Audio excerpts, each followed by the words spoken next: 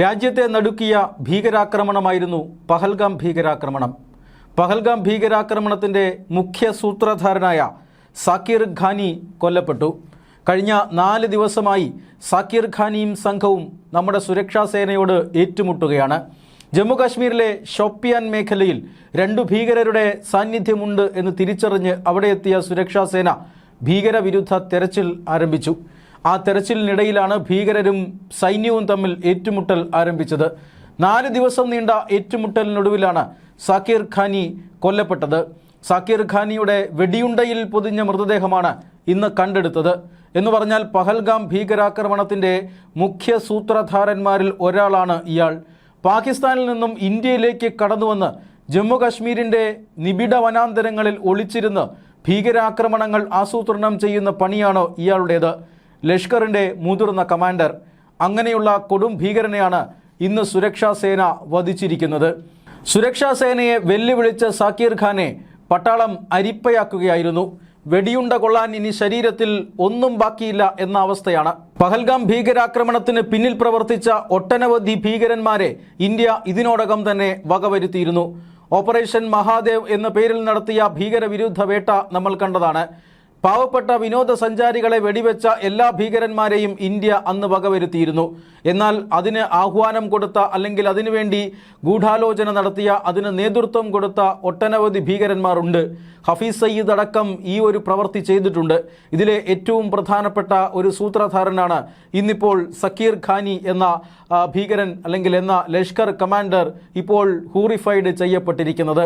2019 ജമ്മു കാശ്മീരിന് പ്രത്യേക പദവി നൽകിയിരുന്ന ഭരണഘടനയുടെ 370 വകുപ്പ് കേന്ദ്ര സർക്കാർ എടുത്തുകളഞ്ഞത്. അതിനുശേഷം കശ്മീരിൽ ഭീകരപ്രവർത്തനങ്ങൾക്ക് വലിയ തോതിലുള്ള കുറവുണ്ട്. ജമ്മു കാശ്മീർ സാധാരണ സ്ഥിതിയിലേക്ക് മടങ്ങുന്ന കാഴ്ചയാണ് പിന്നീട് നമ്മൾ കണ്ടത്. അവിടെ നിന്നും വർഷങ്ങൾക്ക് മുമ്പ്, പതിറ്റാണ്ടുകൾക്ക് മുമ്പ് പലായനം ചെയ്ത കശ്മീരി പണ്ഡിറ്റുകളുടെ കുടുംബാംഗങ്ങൾ പോലും തിരികെ എത്തി. കശ്മീരിൽ ജനജീവിതം സാധാരണ നിലയിലാകാൻ കാരണം ലഷ്കർ-ഇ ത്വയ്ബയും അതുപോലെ തന്നെ ഹിസ്ബുൾ മുജാഹിദിനും ജെയ്ഷെ മുഹമ്മദും അടക്കമുള്ള ഭീകര സംഘടനകൾക്ക് കശ്മീരിൻ്റെ മണ്ണിൽ പ്രവർത്തിക്കാൻ കഴിയാതെ വന്നതോടുകൂടിയാണ്. അവർ പാകിസ്ഥാനിലേക്ക് പിൻവാങ്ങി.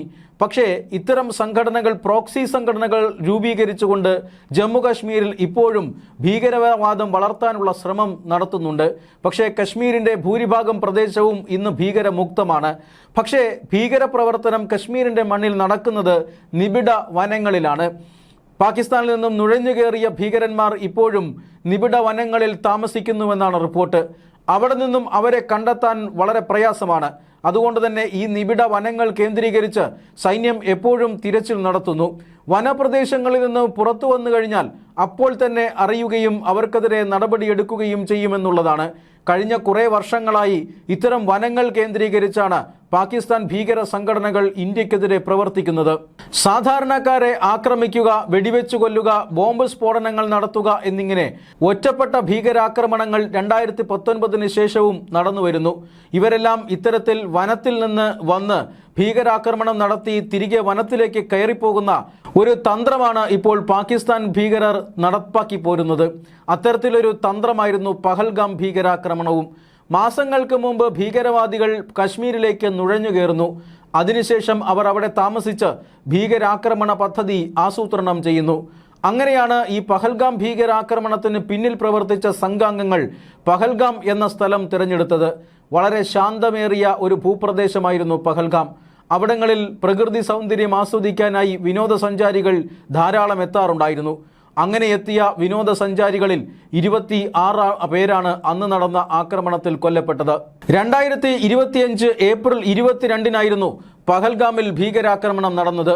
26 വിനോദസഞ്ചാരികൾ, 25 വിനോദസഞ്ചാരികളും ഒരു പ്രാദേശിക ഗൈഡും ഉൾപ്പെടെയുള്ളവരാണ് കൊല്ലപ്പെട്ടത്. ഈ ആക്രമണം ഇന്ത്യയെ അക്ഷരാർത്ഥത്തിൽ നടുക്കി എന്ന കാര്യത്തിൽ തർക്കമൊന്നുമില്ല. പാകിസ്ഥാന്റെ നേരിട്ടുള്ള കരങ്ങൾ ഈ ആക്രമണത്തിന് പിന്നിലുണ്ട് എന്നതാണ് ഏറ്റവും പ്രധാനപ്പെട്ട കാര്യം. ഇത് ഇന്ത്യ കൃത്യമായി തന്നെ തിരിച്ചറിയുകയും ഇതിൻ്റെ തെളിവുകൾ വളരെ നേരത്തെ തന്നെ ഇന്ത്യ സംഘടിപ്പിക്കുകയും ചെയ്തു. അതിൻ്റെ ഭാഗമായിട്ടാണ് ഓപ്പറേഷൻ സിന്ദൂർ എന്ന സൈനിക നടപടി ഇന്ത്യ പാകിസ്ഥാനെതിരെ നടത്തിയത്. തൊട്ടടുത്ത മാസം തന്നെ, അതായത് 14-15 ദിവസങ്ങൾക്കുള്ളിൽ തന്നെ പഹൽഗാം ഭീകരാക്രമണത്തിന് ഇന്ത്യ പകരം വീട്ടി.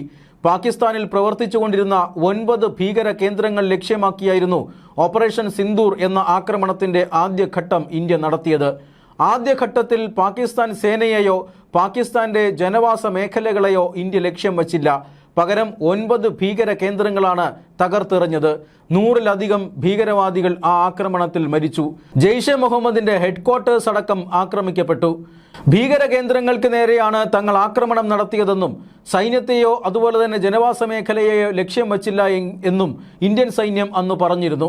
എന്നാൽ ഈ ഭീകര കേന്ദ്രങ്ങൾക്ക് നേരെയുള്ള ആക്രമണം ഏറ്റെടുത്തുകൊണ്ട് പാകിസ്ഥാൻ ഇന്ത്യക്കെതിരെ സൈനിക നടപടിക്കൊരുങ്ങി. പാകിസ്ഥാൻ ഇന്ത്യക്കെതിരെ ആയിരക്കണക്കിന് മിസൈലുകളും ഡ്രോണുകളുമാണ് പിന്നീട് പ്രയോഗിച്ചത്. എന്നാൽ ഈ ഡ്രോണുകളും മിസൈലുകളും ഒന്നും തന്നെ ലക്ഷ്യം കണ്ടില്ല. ഇന്ത്യയുടെ വ്യോമ പ്രതിരോധ സംവിധാനത്തിൽ തട്ടി ഈ ആയുധങ്ങളെല്ലാം ആകാശത്ത് വെച്ചു തന്നെ ചാമ്പലാവുകയായിരുന്നു. എന്നാൽ ഇന്ത്യ അതിന് പകരം വീട്ടി. ഇതൊരു വലിയ പ്രകോപനമാണ് പാകിസ്ഥാൻ നടത്തിയത്. തൊട്ടടുത്ത മണിക്കൂറുകളിൽ തന്നെ പാകിസ്ഥാന്റെ സേനാ കേന്ദ്രങ്ങളെ ഇന്ത്യ ആക്രമിച്ചു. 11ഓളം വ്യോമതാവളങ്ങളാണ് ആക്രമിക്കപ്പെട്ടത്. ബ്രഹ്മോസ് അടക്കമുള്ള ശക്തിയേറിയ ആയുധങ്ങൾ ഉപയോഗിച്ച് ഇന്ത്യ നടത്തിയ ആക്രമണത്തിൽ പിടിച്ചു നിൽക്കാൻ പാകിസ്ഥാന് കഴിഞ്ഞില്ല. അങ്ങനെ പാകിസ്ഥാൻ വെടിനിർത്തലിന് വേണ്ടി കെഞ്ചി അപേക്ഷിച്ചു. ഒടുവിൽ പാകിസ്ഥാന്റെ അപേക്ഷ സ്വീകരിച്ചുകൊണ്ട് ഇന്ത്യ വെടിനിർത്തലിന് തയ്യാറായി. പക്ഷേ ഒരു ഉപാധി വച്ചിരുന്നു. ഓപ്പറേഷൻ സിന്ദൂർ താൽക്കാലികമായി മാത്രമേ അവസാനിച്ചിട്ടുള്ളൂ. ഇന്ത്യക്ക് നേരെ ഇനിയൊരു പഹൽഗാം മോഡൽ ഭീകരാക്രമണം ഉണ്ടായാൽ ഓപ്പറേഷൻ സിന്ദൂറിന്റെ 2ാം ഘട്ടത്തിന് തുടക്കം കുറിക്കും. ഈ ഒരു നിബന്ധനയോടുകൂടിയാണ് ഇന്ത്യ വെടിനിർത്തൽ പ്രഖ്യാപിച്ചത്. അതിനുശേഷം ഇന്ത്യ പാകിസ്ഥാൻ ബന്ധം വഷളാകുന്നതെല്ലാം നമ്മൾ കണ്ടതാണ്. ഇന്ത്യ പാകിസ്ഥാന് നദീജലം പങ്കുവയ്ക്കുന്ന സിന്ധു നദീജല കരാർ പോലും റദ്ദാക്കുന്ന സാഹചര്യമുണ്ടായി. യുദ്ധ സാഹചര്യങ്ങളിൽ പോലും ഇന്ത്യ ഇതിനു മുമ്പ് അങ്ങനെ ചെയ്തിട്ടില്ല. എന്നാൽ പാകിസ്ഥാൻ പ്രകടിപ്പിക്കുന്ന പ്രകോപനം, പാകിസ്ഥാൻ ഇന്ത്യയോട് കാണിക്കുന്ന അനീതി, ഇതെല്ലാം കണക്കിലെടുത്തുകൊണ്ട് ഈ സിന്ധു നദീജല കരാർ അടക്കം റദ്ദാക്കിക്കൊണ്ടാണ് ഇന്ത്യ അതിശക്തമായി പ്രതികരിച്ചത്. കഴിഞ്ഞ ദിവസങ്ങളിലാണ് ഇന്ത്യയുടെ ഭീകരവിരുദ്ധ അന്വേഷണ ഏജൻസിയായ NIA പഹൽഗാം ഭീകരാക്രമണവുമായി ബന്ധപ്പെട്ട് കുറ്റപത്രം കോടതിയിൽ സമർപ്പിച്ചത്.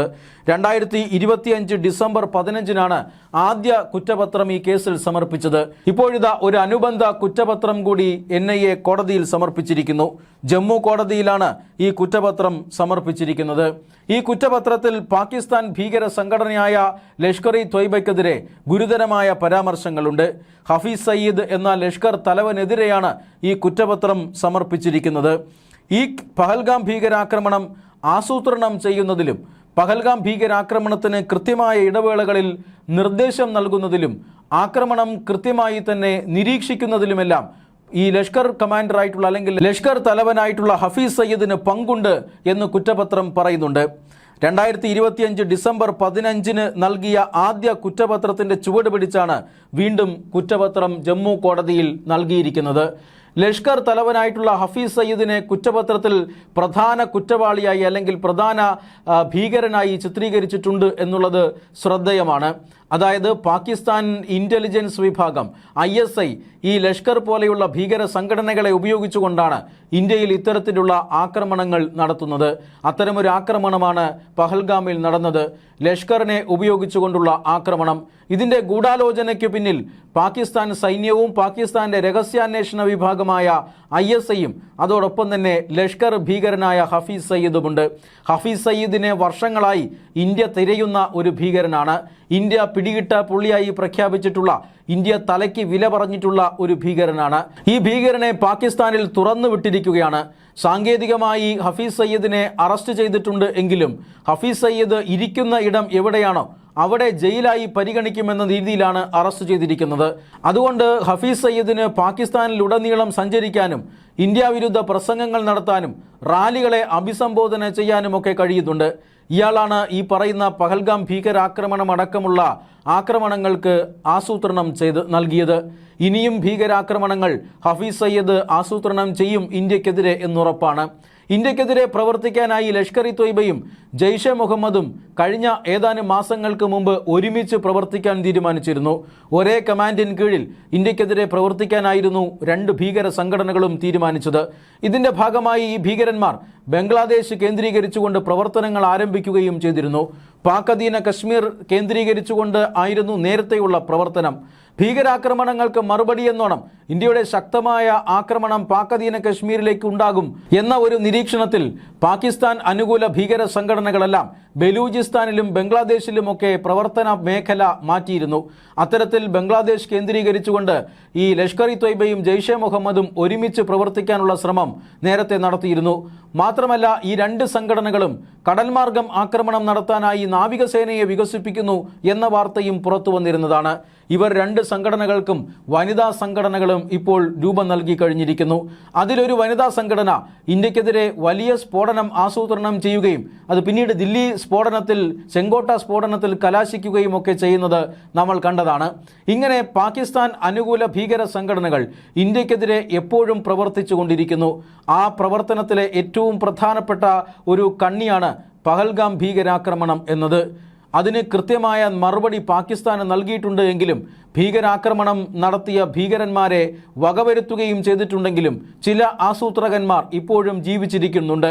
അതിലൊരാൾ ജമ്മു കാശ്മീരിലെ നിബിഡ വനങ്ങളിൽ കഴിയുകയായിരുന്നുവെന്ന് നേരത്തെ തന്നെ ഇന്ത്യക്കറിയാമായിരുന്നു.